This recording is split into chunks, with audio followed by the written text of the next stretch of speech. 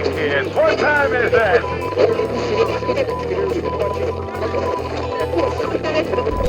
It's Daredevil Born Again finale, and what a finale it was. Although this originally wasn't supposed to be the season finale, it was supposed to be a kind of mid-season cliffhanger, I believe, because I should have talked about this at the beginning of this whole show. Originally, when this show was announced, it was supposed to be an 18-episode season, and after they started production, they went into production for a while. The early opinions on where the direction this was taking was not very good. It looked like it was going to be a total crap. So they decided to scrap the original creative team. They got rid of the original creative team where the direction they were going. They got a new creative team and kind of had to start all over. But instead of kind of starting all over with this creative team, they basically made this season a mishmash of the two, because they didn't want to scrap all the work that the original creative team did. Unfortunately, they kind of just should have started, should have ate the money and should have just started all over and had this whole season just the new creative team. So what you've seen in this season is kind of a mishmash between the two, unfortunately, as they tried to recoup some of the stuff that the original creative team did. And you see, it was the season was very uneven. Episodes 4 and 5, I completely didn't like. Didn't seem to fit into this series. Even episodes 6 and 7, which were much, much better, still treated the character of Muse really. They didn't make him comic book accurate. They made him very weak and not really the actual Muse character, which would have been great.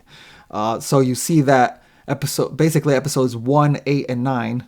Which was really the best episodes, were completely by the new creative team, and the other episodes 2 through 7 had a lot of stuff in there from the old creative team, which, like I said, it was a mistake. It made the season very uneven and not great season as a whole. And but that's the way they're going. But this is great because they'd ended on a really great note, and spoilers are coming up on the season finale.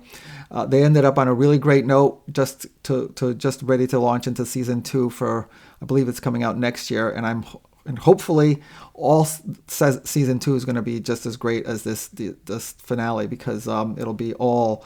There's no more remnants of the old creative team on there. It's all the new creative team, so that's going to be great. So here we go. The finale, we pick up after Matt got shot by Bullseye, saving Kingpin's life. We get a flashback of Vanessa Fisk showing up at this mental facility where Bullseye was remanded to, and offering to free him from there in return for him going after Foggy, because Foggy was involved in a case that was going to reveal something about her criminal enterprises. So she says that she can get him out of the mental facility if he goes out. So we got confirmation of what Matt had suspected recently, which is that it wasn't Foggy getting killed wasn't just some random thing that Bullseye did. He was actually hired by Vanessa.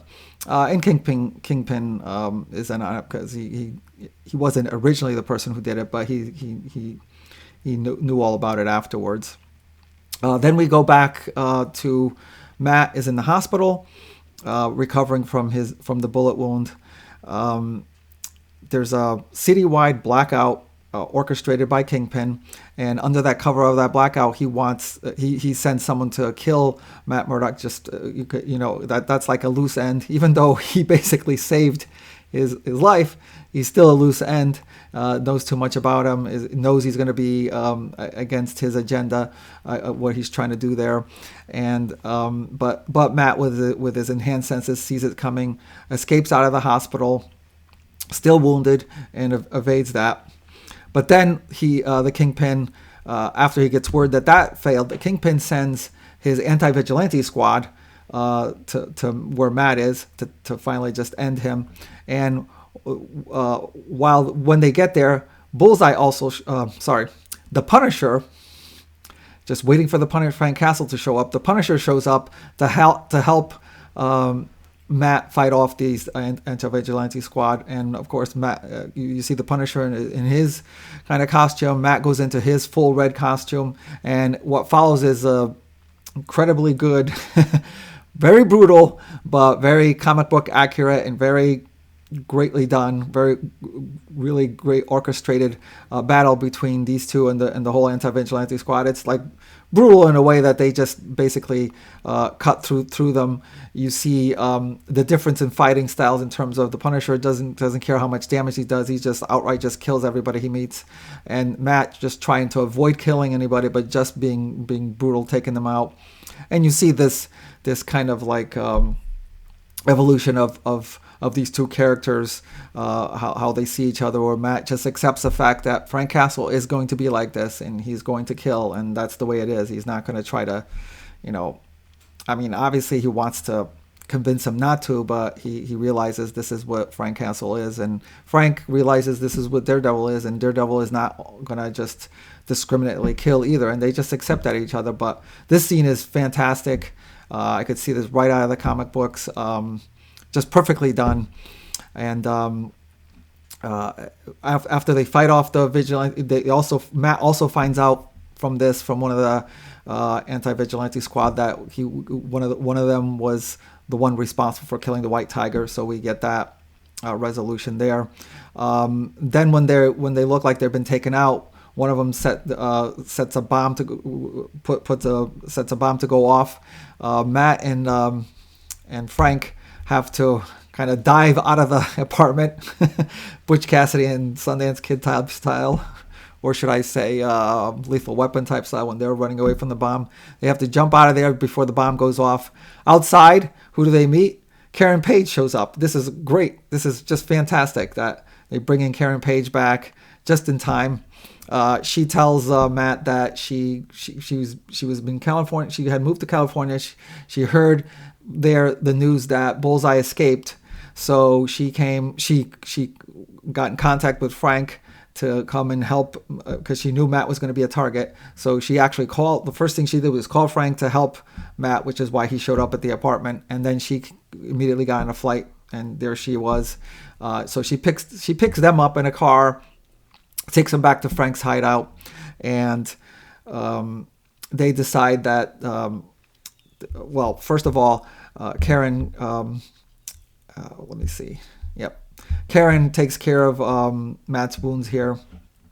And this is at Frank's hideout, and they're deciding what they're going to do. And what Matt and Karen decide to do is go to Foggy's, like the storage unit of all of Foggy's stuff, to try to find out what was it that he had that got him killed.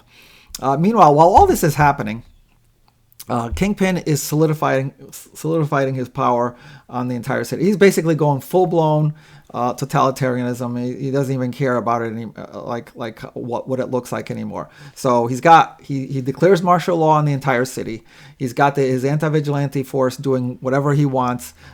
Forget due process or anything like that. Just put away or kill anybody that might be against his agenda, including the one person that kind of in the administration that was opposed to him, the police commissioner. He literally kills with his bare hands. Completely brutal. With his bare hands, he turns full Kingpin. With his bare hands, he smashes the police commissioner's head, caves it in right in front of his anti-vigilante squad, like not care that people see him. Takes him out.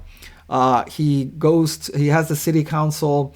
He shows the city council that he has documentation on them doing insider trading to get rich and having their offshore accounts, which ironically does happen in real life. And I'm not sure if there is a law like that, because we have a lot of our Congress men and women, going into their terms as like basically just above middle class type earnings, and then they come out millionaires or multimillionaires, because while they're in the government they get this inside information and they do insider trading and they build up their wealth, which I think should be illegal, but I don't think it is, because it's happening even as we speak. So he uses his information that he has on the city council to put them under his thumb. He's basically taken over the whole city, Kingpin style, and making no qualms about it. This was his plan all along, no matter what he said, how he was going to do.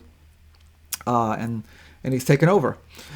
So back to Matt and Karen. So they go to the storage unit where Foggy's documents are, and they're searching for the proof that the document that what actually Foggy found out that was going against the Kingpin criminal organization, what Vanessa Fisk was doing. While they're there, there's a really nice moment where Matt seems to be kind of jealous that Karen was in contact with Frank all this time. He said, he said, I was listening to both your heartbeats. I listened to Frank's heartbeat as when he saw you, insinuating that Frank's got some feelings for Karen. And then Karen asks him, were you listening to my heartbeat when I saw you? Insinuating that she's more interested in Matt than Frank. So that was kind of like a really, really awesome scene between the two of them. And this is the type of things that we want to see in this series. It's really great from these two characters. Not like from, the Heather character who had previously in this season had been Matt's girlfriend. That I kind of really dislike that character. And by the way, Matt actually tries earlier in the episode. I forgot to bring this up. She actually continues to try to persuade her to avoid Kingpin, knowing it was going to go bad for her, and she kind of never doesn't listen to him at all, doesn't listen to what he has to say, and actually winds up being offered a place in the Kingpin's administration and accepts it. So hopefully that means that eventually will lead to her demise, because I never liked her character at all, never liked their relationship. But Karen is obviously a great character. So they continue to look, and they find the documentation, and basically what it was, I'm not sure if I understand the whole thing, but basically what it was on the Red Hook port that the Kingpin's been trying to gain money to build up. And what they find out is that there's a document that classifies Red Hook as a completely free port, meaning that no one has any kind of legal jurisdiction over it, which is perfect for Vanessa and Kingpin, because now they can run all sorts of illegal activities there, launder all sorts of money through there, build up their wealth, and no one's going to be like having any oversight on it.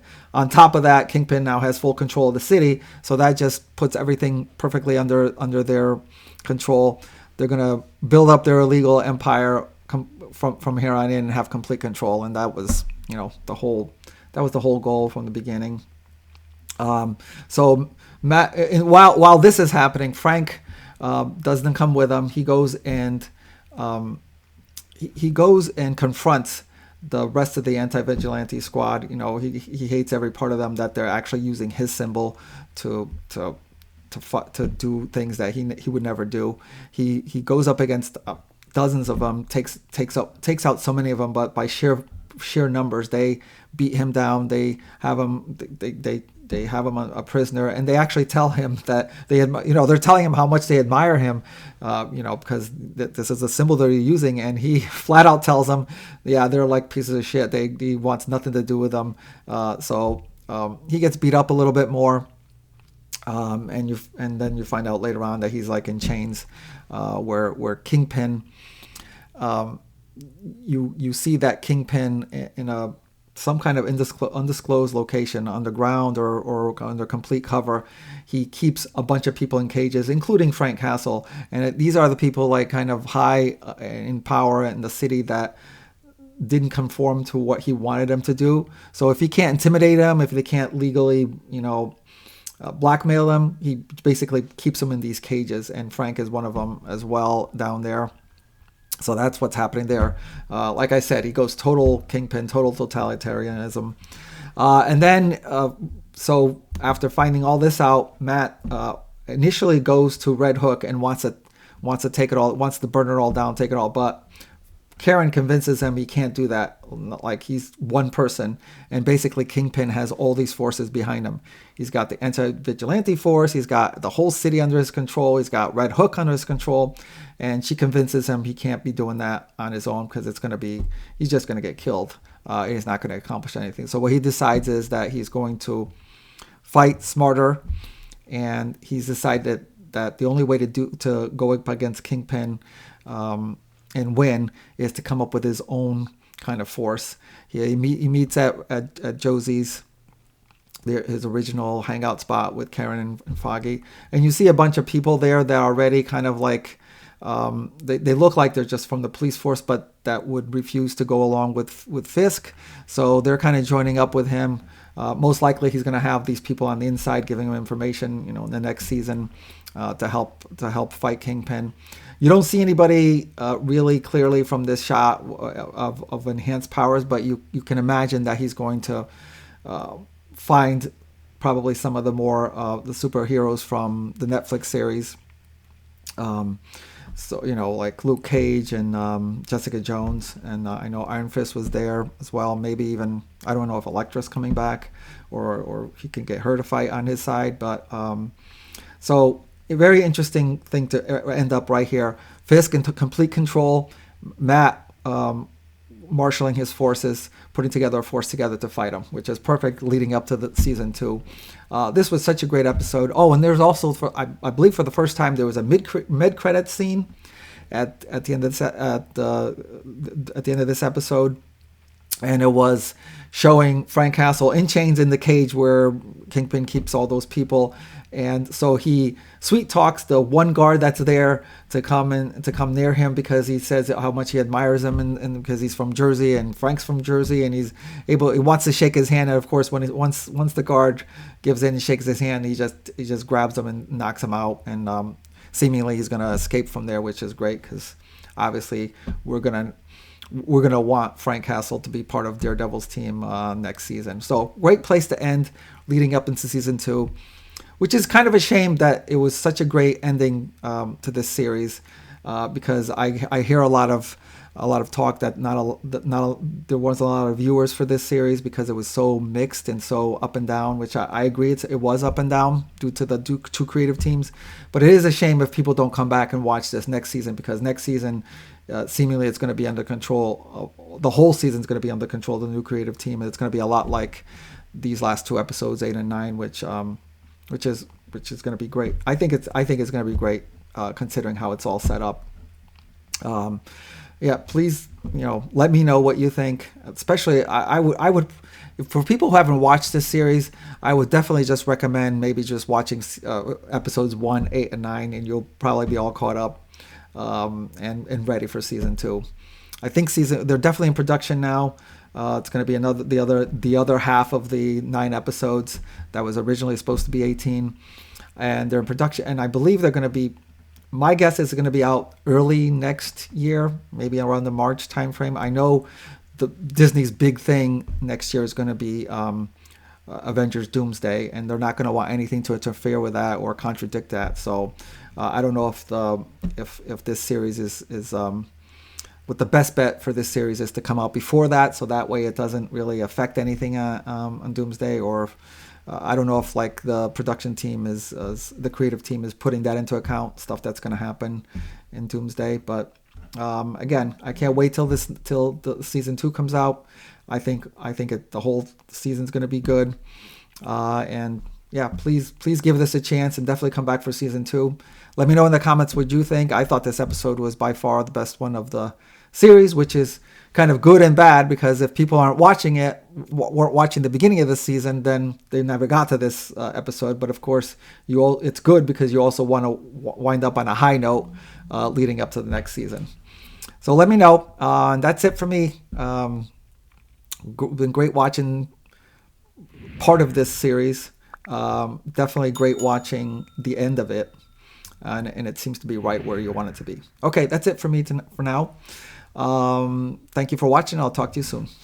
Thanks for watching GeekTime TV. If you like this video, please subscribe to the channel. If you subscribe, make sure to check the little bell icon anytime someone from our network drops new content here. Want some GeekTime swag? Check out the merchandise available in the GeekTime TV store, linked in the channel description below. Share GeekTime TV with friends, and as always, thank you for your support. We'll see you soon.